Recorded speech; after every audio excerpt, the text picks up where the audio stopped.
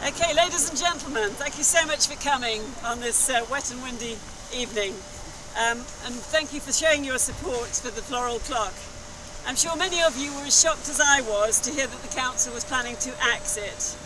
And even more shockingly, the council made this announcement 3 weeks before the public consultation on the Floral Clock was due to close on the 14th of September. But how many of us knew about the consultation either? The council can email us when there's a problem with our council tax, it seems, but not to consult us about local issues which will impact our lives and our environment. They won't tell us about public consultations and planning applications. We have to go looking for them.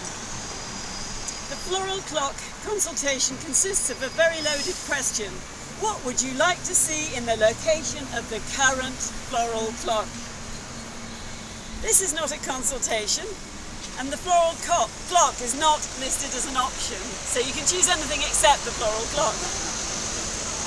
So this is not a consultation, it's an insultation. A tick box exercise in breach of the gunning principles of consultation and the Nolan principles of public life. This is not democracy. We deserve better from our council.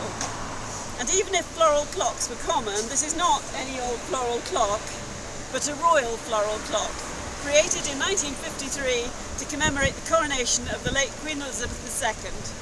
King Charles has been written to for his views on this threat to his late mother's legacy, but it will obviously be a while until we receive a response.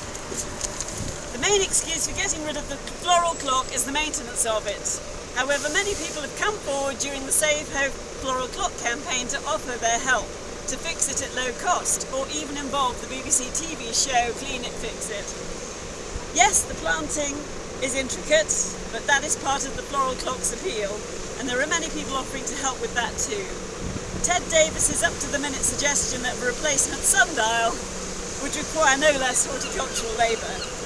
As for the council's claim they are working with the Friends of Palmyra and Adelaide to revamp this garden and remove the Floral Clock, apparently this is news to many of the volunteers who have also been kept in the dark about the plans. The last official quote to fix or replace the clock mechanism was £35,000 to £45,000 about 2 years ago. If this is too expensive for the council and no lottery funding can be found, then where is the £125,000 quoted by Councillor Robbins coming from to revamp this whole green? And if the whole green is being revamped, can we have the Victorian toilets back, which are bricked up underneath? Many of us have grown up with this landmark. How many of us here have grown up with this landmark all our lives? Yeah? We've all, yeah, okay. Oh wow, yes. Well, even if we weren't born here, we've known it for a long, long time. So many of us have grown up with this landmark floral clock, and it's part of our memories and our heritage. We appear to have a new breed of councillors who believe that any heritage which can't be turned into commercial premises to make a profit needs to be scrapped. This is appalling short-sightedness which will deprive future generations of much heritage, wealth and beauty.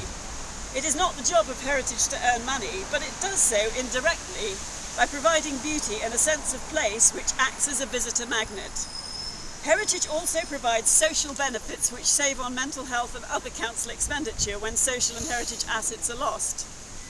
No one visits Venice to admire their branch of McDonald's. We cannot allow ourselves to end up in an anywheresville McCity either. In Hove, despite paying the same exorbitant council tax, we have very little compared to Brighton. Yet what little we have in terms of public assets and amenities is continually under threat from Hove Library and the King Alfred Leisure Centre to the Floral Clock. And from a council which should be protecting and cherishing public assets, not continually trying to scrap them and sell them off. So what can we do next? Keep signing and sharing the Hove Floral Clock petition, keep uploading content onto the Save Hove Floral Clock Facebook group, keep writing to your councillors and your MPs. If you live nearby, please volunteer to help look after your nearest park or garden.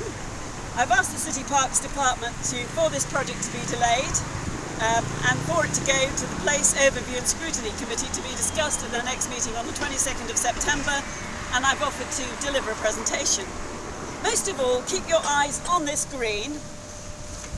And the moment the barriers go up, light up that telephone tree and we'll all be here holding hands around the green and singing "We Shall Overcome," right? We will be listened to on this matter. I'm now going to open the floor and ask if anyone would like to say a few words about the clock.